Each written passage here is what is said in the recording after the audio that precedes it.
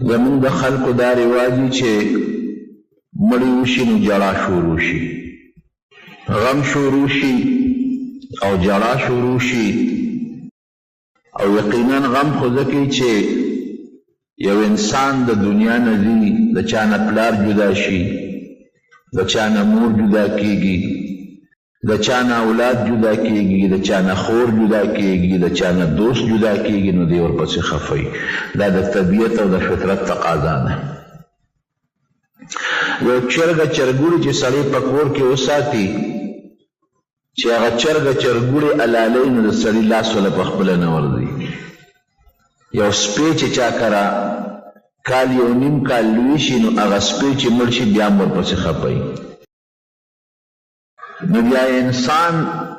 د انسان پلار، رور، بچې، ښځه، دوست، رشته دار چې وفات شي نو لازما د انسان په اړه کې غم راځي، خفګان راځي. اوس مونږ به څونه پورې خفګان کوو او څه به نه کوو. نو شریعت مونږ ته لارې ښولي دي. کم خفګان چې د انسان د زړه نه باري، د اختیار نه باري، هغه خو مجبور دی چې انسان به هغه غم وي، خو دې نشي بنې کولی. سترګو نه اوښکې به هم ځي، پله باندې غم فکر به هم راځي، رنګ به هم بدل شي، چپ چاپ به خندا به هم نه ورځي. دا قسمه غم د انسان په وس کې نه دی. نو چې کوم غم ستا په وس کې نه دی او دغه غم په تا راغی نو په هغې ته الله نه نیسي. د جدایۍ غم خامخی او پته نه لګي چې دا پلار جدا شي، دا رور جدا شي، دا بچې جدا شي، چې بیا به کله ملاقات کېږي، هېڅ پته نه لګي. که ته مسلمان یې هم مسلمان مړي نو جنت کې به ملاقات کېږي، خو پته نه لګي چې کله به کېږي. څو کاله، څو سوه، څو لکه، څو کروړه، الله ته پته ده چې دا به کله بیا یو ځای کېږي. او یا ته به کله مرې او ستا د روح به هغه سره په برزخ کې او په قبر کې ملاقات کېږي. او که نه یو کس پکې د دنیا نه بې ایمانه لاړ خو بس خبره خلاصه شوه، بیا خو ملاقات شته دی نه، ځکه یو به دوزخ کې پروت دی او بل به جنت کې پروت دی. نو خامخا زړه له هغه داغ راځي، هغه صدمه راځي چې دا خو ما سره په کور کې یو ځای اوسېده، یو ځای ناسته، خبرې اترې، هر څه بند شو، تعلقات بند شو، کوټه راته خالي شوه، کور خالي شو، بچي پاتې شو. نو کوم چې غیر اختیاري انسان له غم راځي په هغې الله انسان نه نیسي. که د سترګو نه ورسره اوښکه هم وبهېږي نو په هغې الله نیول نه کوي. د نبی کریم صلی الله علیه وسلم لور د حضرت زینب رضی الله تعالی عنها د هغې یو ماشوم زنکدن دی. نو انسان ته چې پلار راشي نو هغه مې څه نه څه کم شي نیم شي. نبی علیه السلام پسې استازی راولېږه چې ته ورشه بابا ته مې ووایه چې زما ماشوم دی او بیمار دی، زنکدن دی، چې ما له راشي. نبی علیہ السلام مبارک ته چې استازی لاړو هغه ته خو پته وه که زه ورځم نو ما له به هم جړا راځي، ځکه حضور پاک مبارک کې رحم ډېر زیات و. نو چې زه وجاړم لور به مې په جړا شي. نو استازي ته وایي چې ورشه زما لور ته ووایه چې صبر وکړه او د الله نه په دې غم ثواب وغواړه چې یا الله ما له پې اجر راکړي. او چې څه دنیا کې رالیږي ام الله رالیږي، چې اخلي ام الله اخلي. څومره ښکلې خبره ده. نو موږ د چا خپل اختیار زموږ نشته، زموږ اختیار د الله اختیار دی. رالیږلی الله یو، بچي راکړی الله دی، اخلي الله. موږ به صبر کوو او په دې تکلیف او مصیبت به د الله نه اجر او ثواب غواړو. وی دا مې لور ته ووایه. استازی لال حضرت زینب رضی الله عنها ته ده نبی علیہ السلام مبارک هغه سوال جواب ورسو. هغه همجنه وه، وی ورشه پلار ته مې ووایه چې لور دې وایي چې ستا د قسم یې چې راشه، ما غم به لږ کم شي. حضور پاک مبارک پاسېد، صحابه ورسره دي. چې کور ته ورننوت ماشوم ورته چاره اوچت که او نبی علیہ السلام د غیږ مبارک کې سالاړه وفات شو. نو د نبی علیہ السلام د سترګو مبارکو نه اوښکې وبهېدې. یو صحابي ورته وایي وانت د الله رسوله، یعنی انت تبکي، تم جاړې، ته خو د جړا نه منع کوې چې مړي پسې به نه جاړې. حضور پاک وفرمایل وی دا زما جړا د رحم جړا ده، دا خو زما زړه کې غم صدمه راله، غم راغی، نو د سترګو د وجې د زړه د وجې نه په سترګو اوښکه راځي، نو ما له جړا راله. او د کوم مسلمان په اړه کې چې رحم نی دا خو سپیره بنده دی. لکه مې رحم راغی په دې بچي نو د سترګو نه مې اوښکه لاړه وی الله په دې نیول نه کوي چې دا د سترګو نه کومه اوښکه لاړه یا د زړه نه کوم غم راغی الله ژبې ته ګوتې کړوي په دې الله نیول کوي. چې سړی په ژبه فریادونه شروع کړي او د جاهلیت چغې پې شروع کړي. دقسې د حضور پاک مبارک بچی د حضرت ابراهیم یو صحابي فرمایي نبی علیہ السلام سره مونږ لاړو یو دایي له ورکړو پخوا به عربو خپل بچي یو ښځې له ورکول هغې به پالل نو یې مونږ لاړو هغه ماشوم نبی علیہ السلام راوچت کړ بچی دی زوی دی او ښکلی کړ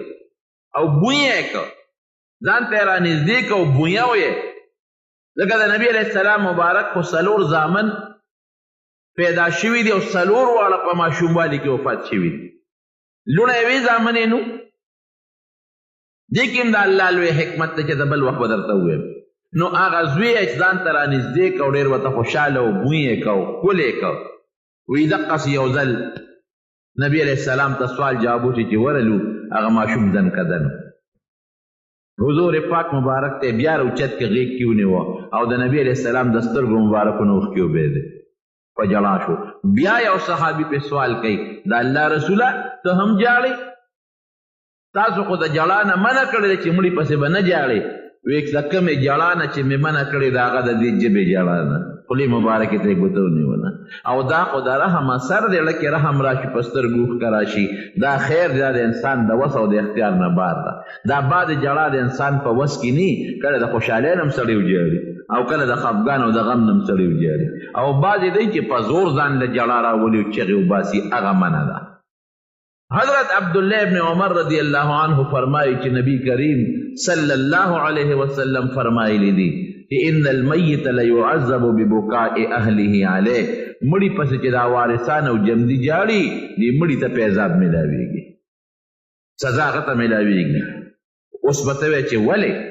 سزا غتا ولی ملاوی گی قرآن شریف کے خو اللہ فرمائی ولا تزر وازرتون وزر اخرى دا یو گناہ خو اللہ پا بل نبار کئی نو جاڑی دا جم دے و سزا مڑی تا ملاوی گی. علماء لکی دا حدیث استازان وی مڑی تا پا دی وجہ جلا ملاوی گی چی یا خو بعض علاقوں کے مڑی وصیت کئی پخوا با عرب وصیت کو چی گوری چی زمرشم چی مرگ مدرون کے خواہ دا وصیت بے کو مرگ بسنگ درنے گی خزب دا پیسو خزب اوی دا کرے خزی اوی را غفتی غیل بے پیسی ورکول غیل بساندری وی جڑا بے کول دا با عربو کی خزی ملاوی دی پا کرے بے را غفتی ای برالی او سیب دی با پیسی ورکول غیل آغا غزلیم وی آغا مرسیه بیم بیو چغی بیم والی نو چه خزا خو چه یو چغی کی بلا مرزر چغی کی او چه بلا چغی کی نو ورسر دا کور غم چغی کی کدا ملی خوخم نیوی تخلاصم شو بعد داسې خلک می خو چې د بار ښځه راشي او چغه ووایي نو دا کور دا چغې ښځې ورسره ساندرې شروع کړي او چغې جوړې کړي دا ګناه ده نو د بی ښځې به یې راوستې د کرې ښځې په هغې به یې مړو ته جړا کوله دا خو ده ګناه وکړه که نه چې د دا وصیت کړی دی مړې راله دروونکی خلک ډېر راوغواړی ښځې راوغواړی او چغې وباسي او یا دا ده چې دته خو پته وه چې زما په دې کلي کې او زما په دې محله کې رواج دی چې خلک مړو پسې جاړي د دې ګناه د ختمولو ده وصیت ولې نه کوو ده به ویلي و که نه خپلې ښځې ته خپل لوڼو ته بچو ته چې ګورې که زه مړ شوم ما پسې به جاړی نه هغه د اختیار جړه او د قصد جړه به راسره مه کوې نو د ده په وطن کې د ګناه دا رواج و د ده په خاندان کې و د ده په کورنۍ کې و ده منع نه ده کړې دې ګویا کې په دې خوشحاله و چې ما پسې خلک وجاړي ځکه دته سزا میلاوي دته د خپل سبب سزا ملاویږي. نبی کریم صلی الله علیه وسلم فرمایي او هغه فرشتي ورته څه وایي هغې دلته کې خلک جاړي فرشتې هلته ټونګې ورکوي ښه یو جاړي که نه وایي ته خو ډېر بادر وې وایي بابا ډېر بادر وې ډېر بادر فرشتې ورته ټونګه وروي چې ته پچه دې اړولې وه ته بادر یې الله لار کې یو جهاد یو ټوس ته چې ته کړی دی ته بادر وې ماسخوتن ماښام چې د جومات ته تللی ماسپښین ګرمۍ کې جومات ته تللی چې د یخ اوبو باندې اودس دې کړی دی دا دیکې وله ورکوي وایه که نه دي چې ته وایي چې بادر یې ته بادري توره دې کړې ده وایي زمونږ پلارو او ډېر سخي پلارو فرشتې وله ټونګې ورکوي ته څه ښه دې کړې ده هغه دغه د ګونډې هغه څخه ډک غنم چې به د څخه ورکول خیرات دغه څخه وه چې د 10 روپۍ خیرات ته کړو په خپل ژوند کې جومات کې د یو 100 روپۍ ورکړې وې دوکې وله ورکوي ټونګې وله ورکوي ته څخه دې کړې تا نه چې اغوښتي نه ستا جومات جوړېږي ستا لار جوړېږي ستا خوا کې مسکین غریب فقیر د جامه ډوډۍ نشته او دغه د اخلاصه څخه وکړي دغې ته څخه وایي نو دي جاړي وایي بابا او ته خو ډېر سخي وې میانځ کې هغه 15 روپۍ هم چې ته د خدای په لار کې خیرات نه ورکړې هغه فرشتې وله ډب ورکوي ښه مضبوط ډب وله ورکوي وایه که نه څه څخه دې کړې ده وایي بابا او ته خو ډېر ښه سړی وې دي چغې ورپسې وایي ډېر ښه سړی و زموږ پلار فرشتې وله ټونګې ورکړي څه ښه سړیتوب دی ګاونډیان درنه په اور کې ولاړو دا ښه سړیتوب بچې دنه په اور کې ولاړو پلار دنه اور کې ولاړو قوم کې دنه خلک په اور کې ولاړو ته ښه سړی وې شیطانت به دې نه کوو په دنیا کې مسلمان به دې په مسلمان نه ورچو ښه سړی ټونګې وله ورکوي دروغ به دې نه وي غیبت به دې نه کوو جومات کې به خلکو سره د غیبتونه نه کوو د پولې په پټي په غاړه به دې غیبت نه کوو چغلي به دې نه کوله دا وایي دا زه درته ځان نه ویم هغې وله ټونګې ورکوي هغه فرشتې چې څومره دي د هغې مړي صفتونه شماري هغه فرشته هغه مره دیکه ورکوي وی وګوره دا صفت درکې و چې دا دي درپسې یادوي دا درکې و چې دی درپسې یادوي مونځ دې کړی دی حج د باندې فرض و کړی دی روژه در باندې فرض ونیولې ده ان المیت لیعذب ببکاء اهله علیه د دواړو جهانو مبارک سردار فرمایي چې دا مړي ورپسې دا چغې دا وارثان ورپسې وي او دکې هغه صفت نه وي هلته عذاب ورکوي ټونګې وله ورکوي چوکې وله ورکوي دا عذاب مړي ته میلاویږي دا خو دا طریقه نه ده عربو کې به دا رواج و جامې به یې شلولې ده ما ګریوان ته به یې ګوتې کړې لمنې پورې به یې کر وله ورکو ولې بچې مې مړ دی پلار مې مړ دی جامې به یې شلولې او ښځو کې عجیبه رواج و خره چې زمونږ په خلکو کې دغه رواج نشته خر به یې وخورې ښځې دا به لا بیلغمو چې لا نی به هلته به مړی کټ کې پروت و دلته به دې نی راوتو چې راشه مور مې رالیږلې سر وله وخورای سر به یې وخورې ګنجې به پاتې شوه دا ولې او زه په دا حسن څه کوم چې میړه مې مړ شو زړه کې به خوشحاله وه خره چې دې خلاص شو بل به وکړم هغې کې خو به دا رواج و چې خاوند به مړ شو عدت پسې به یې فورا بل خاوند کو خو لیکن خلکو ته خلک ځان ښیي که نه ولې دا مونږ نه ښیو څه خیرات مونږ کوو چې مړ یو شي هلکه دونه پیټه هلکه مه کوه غریب مړه بیا خلک به څه وایي د خلکو د شرم د وجې نه نو نه یې به یې راوغوښت او سر به ښځې وخوره وی خاوند مې مړ دی او زما به سري ویښته به یې وخورې خدایه پاکه چې دا به څه بلا ښکارې ده لکه ښځه چې سر وخورئ چې دا به لا څه بلا ښکارې ده سر به یې وخورې دا به بیلغم د کرۍ ښځې به یې راوستې بیلبغم و تورې جامې به یې واچولې او توره لوپټه به یې په سر کړه دا ټول د ګناه اعمال دي خود نبی کریم صلی الله علیه وسلم یو صحابي دی حضرت ابو سلمہ او دا هغه بیبي و حضرت ام سلمہ رضی الله تعالی عنهما دونه محبت او د دواړو یو بل سره چې تاریخ لیکي د ښځې د خاوندونه مینه یو بل سره نه وه لکه د دې چې څومره مینه وه حبشې ته چې کله هجرت کو دواړه لاړو حبشې نه چې واپس رالل دا پراپیګنډا وشو چې د مکې خلک مسلمانان شو نو چا چې حبشې ته مسلمانانو هجرت کړی خوشحاله شو رالل چې رالل پراپیګنډا دروغ وخته نو مدینې ته روان شو نو چې دا یو ورسره بچی دی سلمه نومې دی زوی دی او یو ښځه او خاوند دي په څاروي سواري شو چې مدینې ته هجرت کوو د دې ښځې قومدار ورلل او دې سړي ته وي ابو سلمه ته وایي دا ښځه خو په تا مونږ خرڅه کړې نه ده چې کله یې حبشې ته بولې او کله یې مدینې ته بولې که دلته اوسېږي په دې مکه کې دا به ستا خدمت هم کوي او ستا به ښځې او که دا ته په وطنونو ګرځې ځان له بله ښځه او که دا پرېږده بس ښځې ترې جدا کړي او دونه مینه وه چې دواړه یو ځل کېناستل دا ښځه دې خاوند ته وایي وی سړیا چې یو لوز وکړو څه لوز وی که ته مخکې مړ شو نو ستا نه پس به د بل خاوند نه کوم دا راسره زما واده نه او که زه ستا نه مخکې مړه شوم نو ته به زما نه پس بله ښځه نه کې چې جنت کې موته یو ځای یو بس چې بس زه ورته یو بل څوک نه دا خاوند دې هوښیار ورته وي ښځې زه به راسره واده وکړم ته مه کوه وی که ته مړه شوې خو ستا نه پس به د بله ښځه نه اخلم په نکاح خو که زه مړ شم نو ته بل خاوند وکړه خیر دی ځکه ته به څه کې ته خو تور سرې به پاتې شي زه خو ځان له بغیر ښځې ګزاره کولی شم خو ته به څه کې د ګټې وټې ستا به سي نو زه سره واده کوم ته مه کوه که زه مړ شم نو بله ښځه بل خاوند خیر ته کولی شي دونه یو بل سره مینه وه نو چې د خاوند دغه قومداران یې ورلل او د ښځې دا قومداران او دا ښځه اتفاق یې کړوي دا به تا سره په وطنونو نه ګرځي دا په دشتو بیابانونو زه خپل کار کوه دا تا باندې مونږ خرڅه کړې ده هغه غریب لال مدینې شریفې د دې خاوند قوم خبر شو چې دوی خو او کافر خو قومیت خو وي که نه چې دوی خو زمونږ د هغه سړي نه ښځه پاتې کړه هغې ورلل هغه ماشوم یې ترې واخېسته وایي دا ماشوم زمونږ کېږي هغه ته هغوی بوتله ښځه دقسې پاتې شو خاوند ته مدینې ته لاړ او بچی ته د خاوند خپلوانو واغې یوازې پاتې شو جړل به خاوند پسې مو بچی پسې بار به ځنګل ته ووته او په چغو چغو به یې جړل غر ته به وخته او په چغو چغو به یې جړل چې خدایه دا شو خاوند هم لاړ او بچی هم رانه لاړ باران به شو بار به ووته باران کې به یې جړل اخره کې په یو درېمګړیز خلک و د هغې پې رحم راغی وی دا دې ښځې سره ولې ظلم کېږي نو د هغه خاوند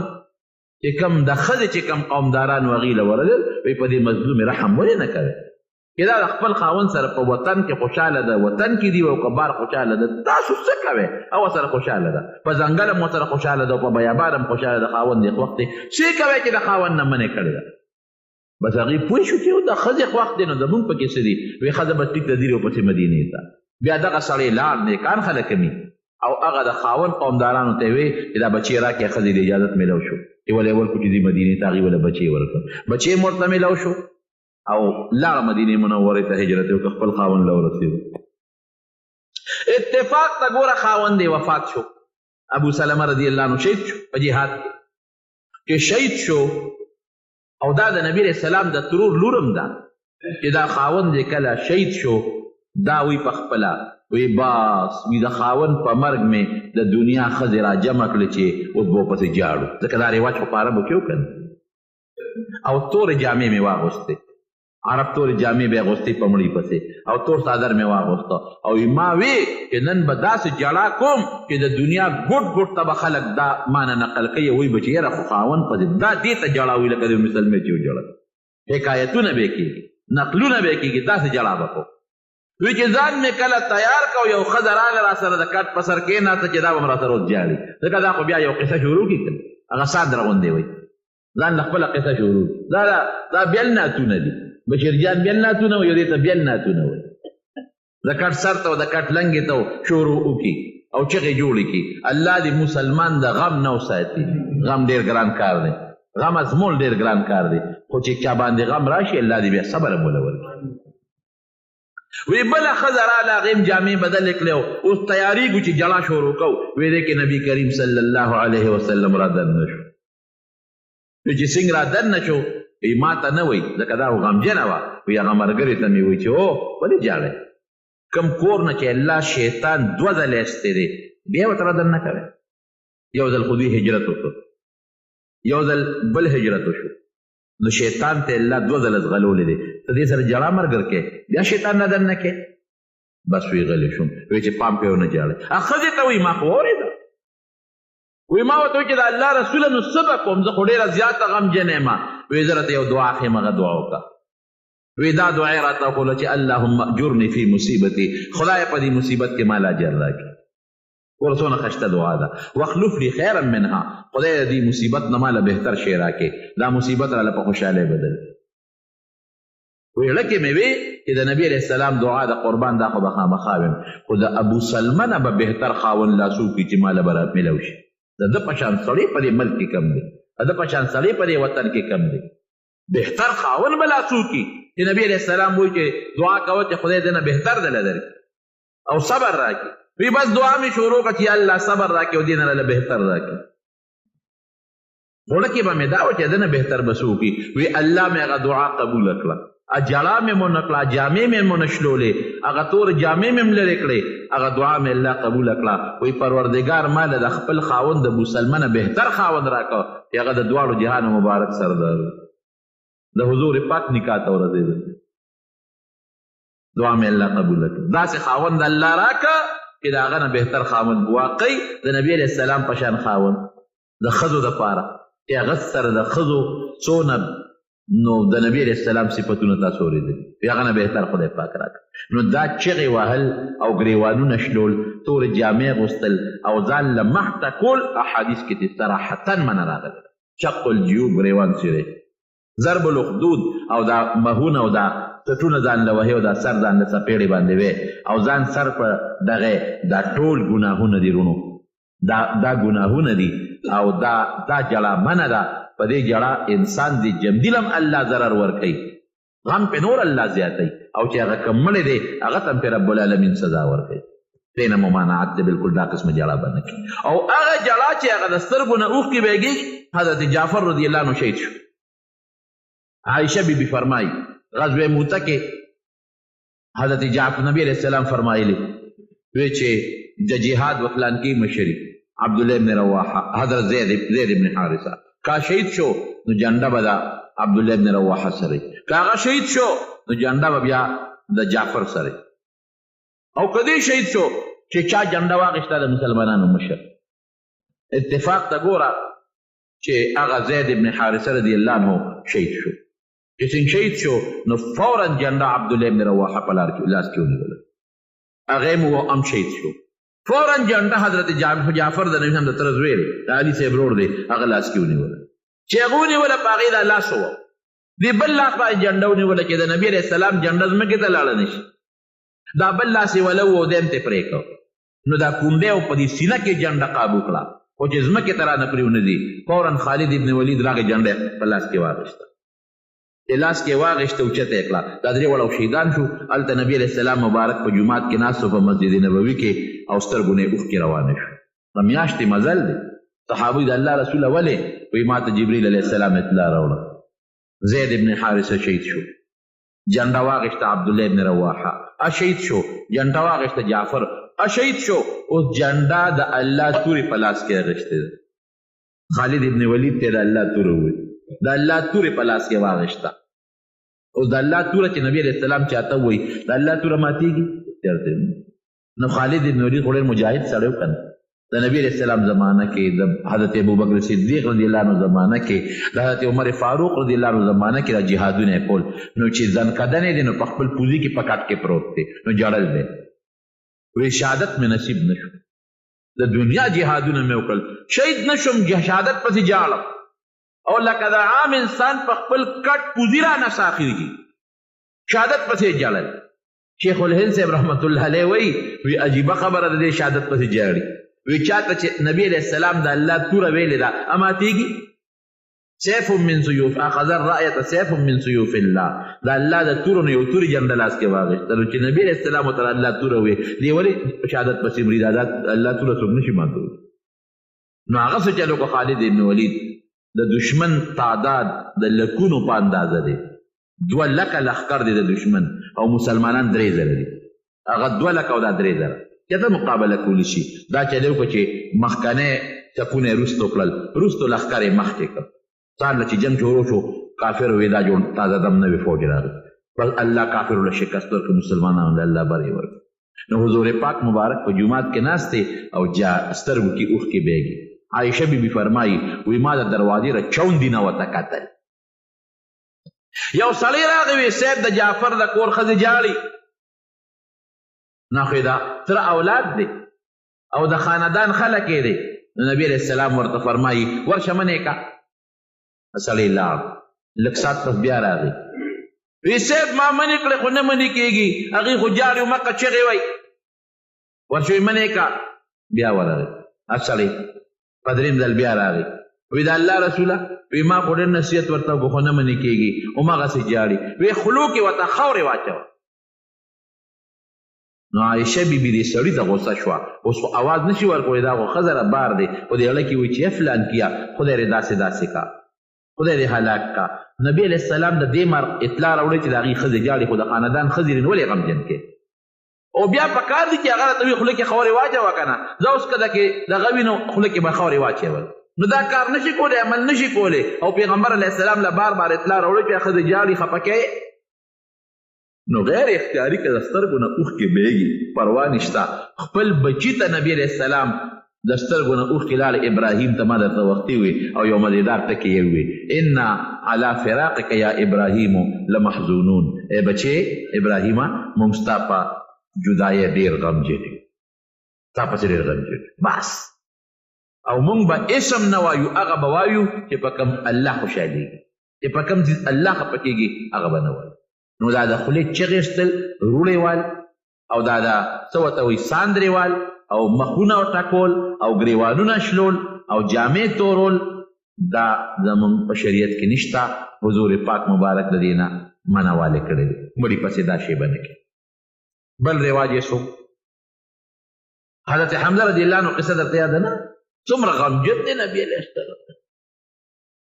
ځکه هغه سره خو ظلم ډېر زیات شوی دومره غمجن دی وی یاره افسوس زړه مې غواړي چې دا تره خښ نه کړم په دې میدان یې دقسې پرېږدم چې مارغان او شرمخان او زمري راشي او د هغه غوښې یې وخوري چې د قیامت پر ورځ نور خلک د قبرونو نه پاسي او زما د تره غوښې د دې حیواناتو د مارغانو د ګېډو نه راوچتې شي او دې ته جوړ شي دونه غمجن دی چغې نه وړي خور یې را روانه ده د حمزه رضی الله عنه د زبیر مور حضرت زبیر رضی الله عنه مور ورشه وي مور دې منې کړ هغه ډېره بادره ښځه وه چې څنګه را روانه ده او کفن ورسره دي دوه څادرې حضرت زبیر رضی الله عنه ورغی وی مور یې ودرېږه لاس یې ورته ونیوه هغې دې زوی له داسې دیکه ورکړه چې اخ به یې غورځو فوراً والا آواز ورکوي وی مور نبی علیه السلام راته وایي چې منې کا دقسې ودرېده قدم یې وانه غېښته ورشه ورواره ته مې ووایه چې زه در باندې پوه یم ما ته پته ده زما د ورور چې پوزه او سترګې او غوږونه او شونډې دې پرې شوي دي زه خبره هغه به ویم چې په کوم الله ویلي دي فریاد نه کوم یو فوټې دا خپل دغه وینمه دا رور وینمه نبي مې ورواره دی ورواره ته مې ووایه چې اجازت راکړي حضرت زبیر ورغی وی سید د الله رسول مور مې خبر ده ته خو دې وجې منع کوې چې د هغه مخ تقریبا پرې شوی دی خبر ده اجازت غواړي وی ښه اجازت وله ورکړه چې راغې ورته مخامخ ودرېده وی د شهید په مرګ باندې به بې خوند او بې غیرته ښځې جاړي الله اکبر تله خو الله شهادت درکړي زه په دې خوشحاله یم چې د الله په لار کې د نه پوزه م لاړه او سترګې م لاړې چونډې م لاړې او غوږونه م لاړل ما دپاره فخر دی فخر او دوه څادرې راوړې نبي علیه السلام له یې ورکړې سترګو نه اوښکې به یې دی هغې نبي علیه السلام له ورکړې ریحان صاحب دا دواړه څادرې وال او دوه څادرې څه وې یو حضرت حمزه دی یو بل شهید دی د هغه هم څادر نو یو لنډې او بل اوږد و یو د حضرت حمزه شو دا بل د هغه شو وی لنډې صاحب یو لنډې دی بل اوږد دی وی قراندازي پکې وکړې اتفاقا هغه اوږد د هغه بل صحابي ورسېد هغه لنډې ته ده ورسېد چې خپې به یې پټولې سر به یې ښکاره کېده او چې سر به یې پټو خپې به یې ښکاره کېده وی صاحب څه وکړو وی په سر والا څادر راکاږي او په خپو والا بروده واچوې مړو پسې غم وي الله دې مسلمان ساتي خو بهر کې هغه د خولې جلا او هغه چغې پغې دا په شریعت کې نشته د دې نه منع راغلی ده ښه بل رسم خلک څه کوي چې مړ شي چې کله یو لامبئ د لمبولو دا زموږ په وطن کې دا رواج شته د لمبولو هغه کوټې ته وروړه میاشت څلوېښت ورځې داخلېږي نه څوک او شمه ډیوه پکې بلې دې نه ورځي دا کوټې ته څوک هم نه ورځي او ډیوه پکې بلې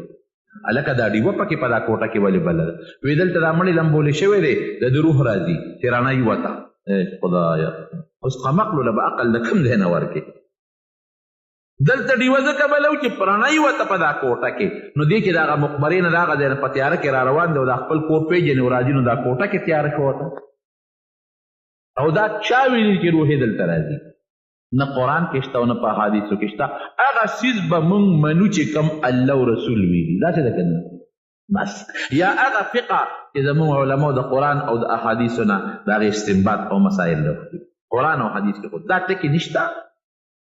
چې روح را روان دی او دې کوټې ته راځي او چا به ډیوه بله کړه چې رڼا یې ورته چې تندک ونه خوري هغه سړی خو هم په کټ کې وړی دی چې دا روح چې تندک ونه خوري دې مړ نه چې دی بیا په کټ کې وړو دا اوس خبره دا ګناه ده کم ځای کې د مړي د لمبولو اړو څه خاص ځای شته نه چې خاص ځای کې به یې لمبې نه ته چې کم ځای لامبې هغې کې هغه به لمبه کوه او که نه راځي هغه ځای راکوټي یو ځای کې وله پرده وکړه هغې کې ولامبه یاره دا اوبه به اوس بل رواج دی کنه هغه اوبه یو ځای کې جمع کوي هغه اوبه عام لښتي ته نه پرېږدي د مړي د لمبولو اوبه هغه اوبه یو ځای کې جمع کوي هغه اوبه عام لښتي ته نه پرېږدي د مړي د لمبولو اوبه داسې ده کنه لښتي ته نه پرېږدي ولې جومات دی پې ولمبو دا جوماتو که دا بیت الله شریفو کې تا ولمبو دې چې په ژوند کې د لمبل نو هغه اوبه به یې لښتي ته تلې که به نه تلې نو چې د مرګ نه پس ولمبو نو همدغه به لښتي ته ځي که نه چل کېږي همدغه سړی دی چې مړ شو که نه په ژوند خو دې په خپل لمبل همدغه اوبه لښتي ته روانې وي زموږ ځان له کتاب دی د ښځو خپل کتاب دی د دې خدای خبر چې دا کتاب د دوی چا لیکلی دی دا د خپل رواجونه دي رواجونو پسې به نه دی الله او رسول چې څه ویلي د هغې پابندي به کوي دغه اوبه دي لښتي دی او زلزله دي هېڅ پابندي پکې نشته یو لښتي په غاړه پرده ته وکړه هلته ولامبه اوبه به ځي او که نه وایي چې یاره اور به راته لوند شي یو کنده او که نه کندې ته لاړې شي بیا راکاږي خاورې په ور واچوي نه د هغه ځای هغه کوټه کې که ته سمله پکې مونږ ډېر خلک دا هم راشي دا ماشوم یېرېدلی دی ولې صاحب دا یېرېدلی دی ولې یېرېدلی دی یاره دا هغه مړي زمونږ کوټه کې لمبولي هغې ته ورننوتېدل سورې پې شوې نو مین ورته کېره و سورې به ته وتښتي که نه سورې د کوم دی نه که نه بشیر جان پې سورې کوي سورې د کوم دی نه پې راغلی دا ټولې دروغ خبرې کوټه کې یېرېدلی دی نه کوټه کې خو مړي پسې جاړي غریبانان خفئ نو دا وایي سورې پې شوي دغه کوټه کې ملاست هم کولی شي ناست هم کولی شي هغه اوبه هم هغسې اوبه دي لکه څنګه چې عام انسان اولانبې او کمې اوبه دي صرف دومره ده چې شریعت وي په هغه کوټه کې یا په هغه ځای کې لږ عود لوګي کا یا ګرباتی لوګي کا ولې ځکه خامخا مړی دی او چې یو ځای کې هغه ووینځلی شي نو لږ بوی غوندې دي نو بیا خلک دې مړي پسې خبرې شروع نه کړي چې دنه بوی ته حالانکې د مړي نه نه دي اسم چې سړی غسل کوي نو بوی ته ځي نو چې هغه ځای کې لږه خوشبویي وي چې هغه ځای لږ خوشبویي او پاکي بس دا دونه خبره ده د تخته چې په کوم مړی لمبئ دی به تختې له څوک ګوتې نوري تختې نه یېرېږي تخته کې څه چل دی نو په دغه تختې هم لمبولی شي د کور په عامه تختې هم لمبولی شي داسې خبره پکې نشته چې د جومات هغه تخته هغه کور نه ساتي جومات ته یې راوړي جومات کې پرته دا زموږ د جومات بیل توهین دی خو څه کوې ورته او دې له مخصوص تخته جوړه شي ښه خبره ده په دا تخته مخصوص تخته باندې خلک مړې لامبئ زه به هر وخت سړی تختې یو ځای کې یو ټس پتې وباسي او ځان له به تختې هر سړی جوړوي یو مخصوص تخته ده او هغه پر هغې باندې خلک لمبول کوي که دغه تخته ني او عام فرش باندې یا په عامه تخته باندې مړی ولمبې نو په دې کې څه شریعت څه حکم نشته دی او نه هغه تختې ته بیا څه دغه شته دی چې دې تختې له به ګوتې نه ورړې او پیریان به در باندې کیني او سورې به در باندې راشي او ګناه به دې وشي عام کټ کې مړې مقبرې ته وړی شي که د جنازې کټ پکې ني عام د کور کټ کې مړی شي د جنازې کټ پکې شرط نه دی چې خامخا د جنازې کټ دی په دې کې وړه زموږ د جومات کې جنازې کټ په چا به ګوتې نه ور طالبانو ته مې لکه وی کټ هم نشته مې د هغه کې پروت نه وي دا خو د مړو کټ دی نو د مړو کټ چې ته مړ شي په دې کې به نه دی وي دا خو د مړو کټ دی هغې له څوک ګوتې نه وړي او جومات یې پې راته بیل بند کړي بهر کې زمارونو عام کټ کې هم جنازه وړی شي او چې دا کوم مخصوص کټ جوړ دی په دې کې هم جنازه وړی شي خو صرف دومره زموږ خلکو دا خاص کټ جوړ کړي په دې نسبت چې عام د کور کټ هر څوک ګوګه ورکوي هر څوک ګوګه ورکوي په دې چې مات بشي او دا د جومات دا چې کوم د جنازې کټ جوړ دی دا لږ مضبوطې کلکي بل هغه زنانه که اکثر مړه شي نو په هغې هغه ډولۍ ایږدي نو دا مخصوص کټ چې جنازې جوړ شوي هغه ډولۍ چې د پاسه چې اپې د پاسه کلکه شي دا یو فایده ده نور که دا کټ ني او په عام کټ کې وړي نو هم څه ممانعت یې نشته قرآن شریف راوړی کټ کې ورسره کېږي دا بیل غم دی قرآن به مړو سره نه ګرځوي په کټ کې دا ګناه ده قطعا به نه ګرځوي د قرآن شریف توهین به نه کوي د قرآن شریف بېعزتي او بېادبي به نه کوي قرآن ورسره ولې وړي څه چل دی پکې که ده په ژوند کې د قرآن سره خپل تعلق ښه ساتلي حق قرآن به پکاري او که ده په ژوند کې د قرآن تلاوت نی کړي او قرآن سره خپل تعلق ښه نی پیدا کړي نو قسم دې کوي بچي دا قرآن به ورته خیرې کوي چې زما بېعزتي له دره برکته کوې قرآن اوړل مړي سره په کټ کې دا د قرآن شریف بېادبي ده قطعا به داسې نه کوې دا خبره نه ده. ښه عزت والا ورکا. د ژوندي سړي عزت دی او د مړي عزت دی په شریعت کې. د مړي توهین نه دی، د مړي عزت دی. دا جنازه چې ته په مقبره کې کوې دا خو د عزت کې، یعنې په دا جومات کې دې هم کولی شول. په جومات کې جنازه وکړه او بس یو څو کسان دې یوسي. نه، مقبرې پورې لاړ شه، ښه په درناوي هر سړی دې یوسي 40 قدمه. دا ګوره د عزت دی. په درونچاقو یې موړه، په اواره یې یوسه چې د دې مړي عزت وشي. او چې هلته دې یوړه جنازه پرې وکړه، دعا ورته وکړه، دا د عزت دی. او بیا ښه په اطمینان قبر ته ښکته کړه، دا د عزت دی. او په قلار پې خاورې ور واچوه، د عزت دی. قبر والا لوړ جوړ کړه چې څوک پې د پاسه کښېني نه، دا د قدر او د عزت دی. سر ته ورته د سورت فاتحې اول وایه، حدیث کې راځي، او د سورت بقرې، او خپو ته ورته د سورت بقرې اخر وایه آمن الرسول، دا د عزت او د قدر، حدیث شریف کې راځي. او بیا ورته دعا کوه، قبر له ورتلی شي د شریعت مطابق، سلام پې اچولی شي، دا د عزت دی. او 3 ورځې دې وارثانو له راتلی شي، 3 ورځو پورې تعزیت ورله ورکړه. تعزیت د صبر تلقین ته وایي، دا د قدر او د عزت دی. مړی ښکلولی هم شي، که مړی سړی ښکلی، نبی کریم صلی الله علیه وسلم چې کله وفات شو، خو لکه د غرونو غم په صحابه وکړه، غرونه لاچي لوی غم راغی په صحابه. حضرت عثمان رضی الله عنه ګونګې شو، خبرې نه شو کولی. حضرت علی رضی الله عنه بېهوشه شو. حضرت عمر فاروق رضی الله عنه ناقل لاړ، دماغ یې کار پرېښود، تورې ته یې ګوتې کړې. چا به وی نبی علیه السلام وفات وي، څه دې وکړئ، مړ دې کړم. غلي شو خلک، چا نه خولې نه کش نه ختم. دقسې راغی حضرت عمر فاروق رضی الله عنه او د نبی علیه السلام په منبر باندې ودرېده، او توره یې دغسې بار راوویسته، خو هسې بهادر و. او چې لا توره یې راوویسته، وی خلک وایي چې نبی علیه السلام وفات شوی دی. وی دروغ وایي، نه دی وفات. د الله ملاقات له تللی دی، لکه کوه تور ته چې څنګه موسی علیه السلام د الله ملاقات له تللی، هغسې تللی دی، واپس به راځي. او زما په دې توره به د منافقانو نه ستونه وایي. او چې څوک وایي چې نبی هم وفات دی، دا منافقان، د دغه منافقانو په دې توره ستونه وایي. چا نه که مې واورېدل چې نبي هم وفات دی، چې په دا توره ترې اثر ووایي، بیا غږ نه شو کولی. هلته ټولګې جاړه، هلته ټولګې جاړه، هلته خو دا جړا د منه جړا نه، هغه د غم جړا غیر اختیاري. دماغ وګوره، دماغ کار نه کوي. حضرت ابوبکر صدیق رضی الله عنه راغی، الله حوصله ورکړې وه. هغه د شپې نه د نبي علیه السلام نه اجازت وغوښته، یو ځای ته ته وایي صاحب اجازت دی، طبیعت هم څنګه دی؟ وایي خیم ته خیر وي، وایي لاړ شه. په دغه ورځ د نبي طبیعت بلکل ټیک و. دا په کومه ورځ چې وفات کېږي، دومره مزېدار طبیعت یې دی چې سحر د مانځه په وخت کې صحابه په صفونو کې ولاړ دي، او حضور پاک مبارک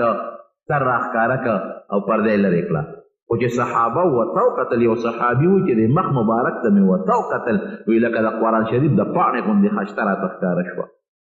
او یې صفونو کې صحابه و، بس ورمنډه کولې،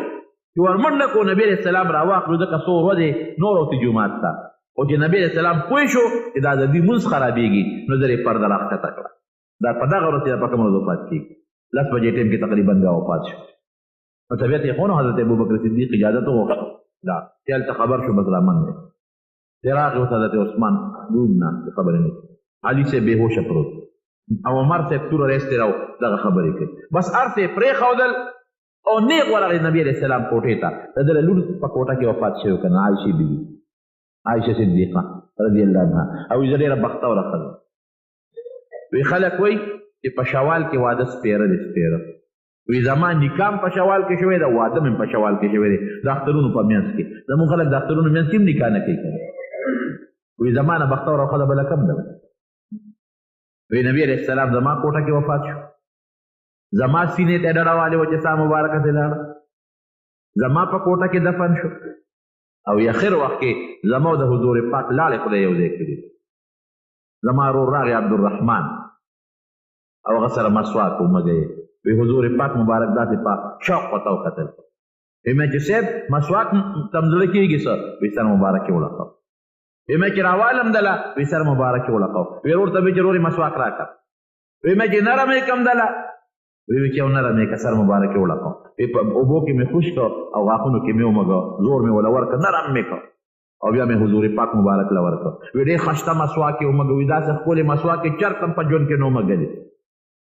وی بیا هغه مسواک ماله راکړه هغه لاس مبارک یې ښکته شو یو خوشبویي مې محسوس کړه نور راته اړو پته ونه لګېده چې دا روح په کومه طریقه لاړ وی زما لاړې د حضور پاک مبارک لاړې الله آخر وخت یو ځای کړي واقعي خوش قسمت انسان نو ابوبکر صدیق چې څنګه راغی نبی علیہ السلام ته نو فوراً د حضور پاک مبارک نه صادر مبارک لرګ وی کتل مهر نبوت یې وکته د دواړو اولو په منځ کې یو غوټه وه مهر نبوت هغه یې وکت نه وه ریبه باس پې ور پرېوت او حضور پاک مبارک یې ښکل کړ او سوی طبت یا حبیبی حیا و میتا ای زما دوسته ای زما محبوبه په ژوند څه ښکلې وې او په وفات څه خشته او څه ښکلې لا یجمع الله علیک موتا تا باندې به خدای دوه مرګه نه یو ځای کوي بس د دنیا دا درله راغې اوس به همیشه جم دی الله سره دی ور پرېوت په نبي علیه السلام باندې او ښکلې که ښکلې که او بیا فوراً مخ مبارک ورته پټ که او راغی په منبر ودرېد عمر ته یې وخوشه په منبر ودرېده او صاحب فوراً او اعلان وکړ من کان یعبد الله فإن الله حي لا يموت من كان يعبد محمدا صلى الله عليه وسلم فإن محمدا قد مات ومن كان يعبد الله فإن الله حي لا يموت او بیا هغه آیت وی چې وما محمد إلا رسول قد خلت من قبله الرسل أفإن مات أو قتل انقلبتم على أعقابكم ومن ينقلب على عقبيه فلن يضر الله شيئا وسيجزي الله الشاكرين نبی علیہ السلام لکه د مخکو پیغمبرانو شان یو پیغمبر تیر شوی او کله وفات شو یا شهید شو تاسو به واپس ایمان پرېږدئ د خدای در باندې څه الله خو شکرګزار لا اجر ورکوي دا آیات یې ووایي او وایي که نبی علیہ السلام یو نو هغه وفات شوی دی اعلان یې وکړ که څوک د الله عبادت کوي الله نه مري او که څوک د نبی علیہ السلام عبادت کوي نو نبي ته وفات شوی دی چې دا اعلان نه وکړه بس صحابه پرېوتل بے اختیار غم پی راغی حضرت عمر هم توره کېښوده ښه ابوبکر زما محبوب لا وفات شو دنیا نه رخصت شو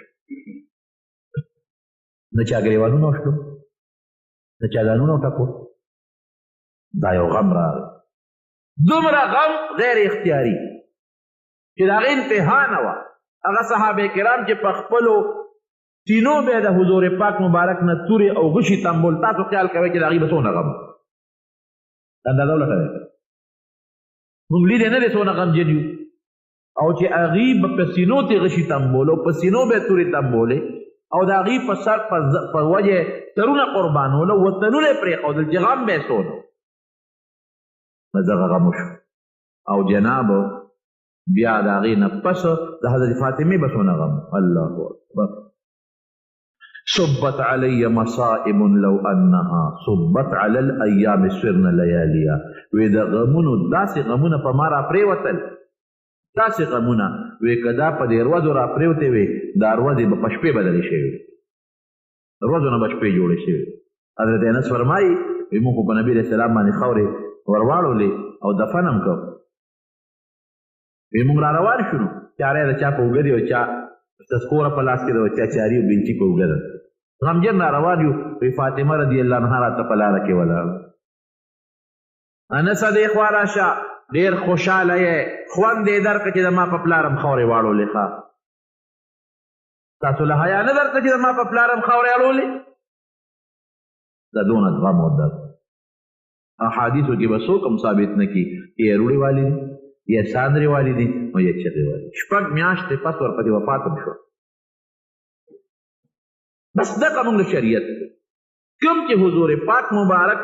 د هغه صحابه کړي دي دغه موږ له شریعت نه تختې ته کوټې ته ډیوه بله کړې ده نه را تختې الوا پخ شوې ده لکه زموږ خلک چې پخې ماشومان هم نه خوري دا نه دي شوي او بیا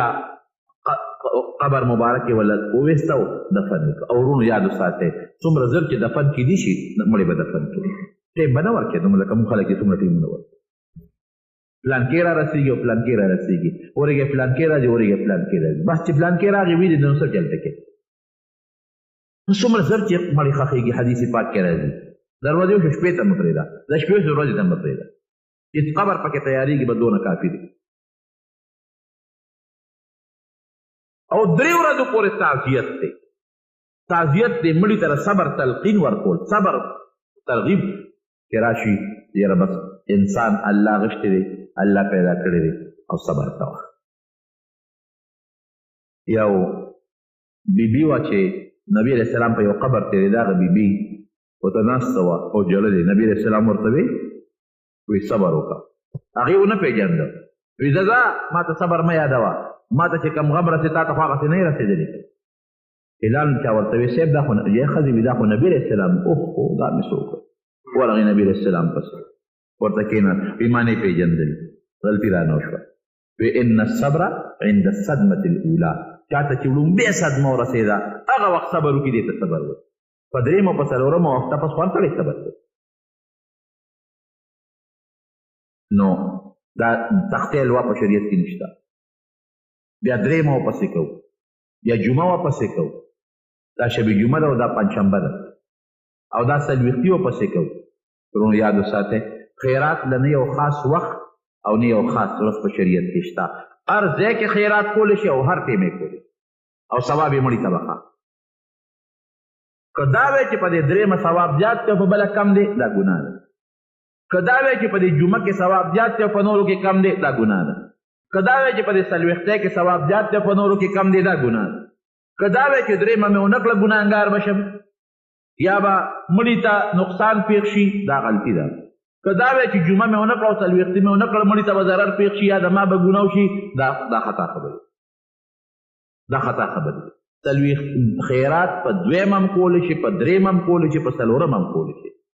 په جمعې په شپې هم کولی شي او د زیارت په شپې هم کولی شي او په خالي په شپې هم کولی شي په څلوېښتم هم کولی شي او په یو کم څلوېښتم هم کولی شي او په 240 هم کولی شي د خیرات وخت مقرر نه دی مړي پسې وکړه خیرات یو ثواب بس تا مو شو د هغه به مو شي خیرات پسې وکړه خیرات نه مه منې کوه څوک خیرات نه منې کول مه کوه خیرات ورپسې وکړه دا اول خو صدقه جاریه ورپسې پکار ده جومات کې پیسې ورکړه وی الله ثواب د پلانکي ته ورسې کوي ورپسې وباسه یو بیبي راله وی زما مور مړه ده یو کوي وباسم څنګه به یې وباسه یو وویسته وی خدای ثواب ام سعد ته هغې ته ورسې نو کوي وباسه جومات لاره که دا دې نه کېږي دیګ پخې او خیرات یې هم کولی شي ته ممانعت یې نشته بلکل خیرات کولی شي قرآن شریف اغشتی شي مدرسې له جومات د کتاب اغشتی شي مدرسې سره امداد وکړه دا ټول څه جاري صدقې دي فایده ډېره ده او څه وقتي صدقې دي فایده کمه ده نو خیرات وکړه خو دا ورځ مه مقرر چې په دې داسې ورځ نه ورځ مقرر نه وایي غیر خیرات نه کوي داسې نه چې ګنې په دې ورځ کې ثواب زیات دی په دې بله کې کم دی او که دې کې مې وکړو نو ثواب به وي او که دې کې مې ونه کړو نو ثواب به نه داسې مه کوه بس هر وخت خیرات کوه ثواب به دې کېږي او مړي ته به هم ثواب رسي ها د خیرات ثواب مړي ته رسي 2 رکعاته نفل دې وکړل او خدای ثواب یې پلانکي ته وبخې دا ثواب هم ورته رسي او که مقبرې ته لاړې او یا دلته تلاوت دې وکړو ثواب دې ورته وبخه دا ثواب هم ورته رب العالمین رسي خو دا خاص وختونه پکې نشته که په مقبره کې خیرات کې او که دلته کې خیرات کې دا زمونږ په خلک مړو پسې اسقاتونه ورکوي او مړو پسې جانمازونه وړي او صاحبه څوک قرآن شریفونه وړي دا لازم مه ګرځوئ چې دا خامخا به زه کوم او که نه کوم خلک به څه وایي چې دا ټکي دې راوست چې خلک به څه وایي هر څه دې غرق کړل دا پکې مه کوه او دا هم لازمومه که ما دا مقبره کې اسقات ورنه کړي دا مړی به خدای بخي نه د هغه د خپل عمل سره تعلق دی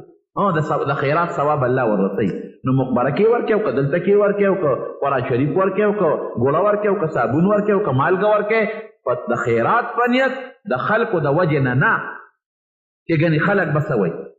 او په دې وجه نه چې که مقبره کې ورکړمه نو ثواب به مې کېږي او که دلته ورکړم نو ثواب به مې نه کېږي دا نیتونه پکې نه کوي که دا نیتونه پکې کوي بیا مه ورکړه مقبرو کې او زه خو اوس د دې مقبرو د دې اسقاتونو متعلق یم چې ور یې نه کوې نو هلته پې مولیان شرموي هلته پې ټول مولیان شرموي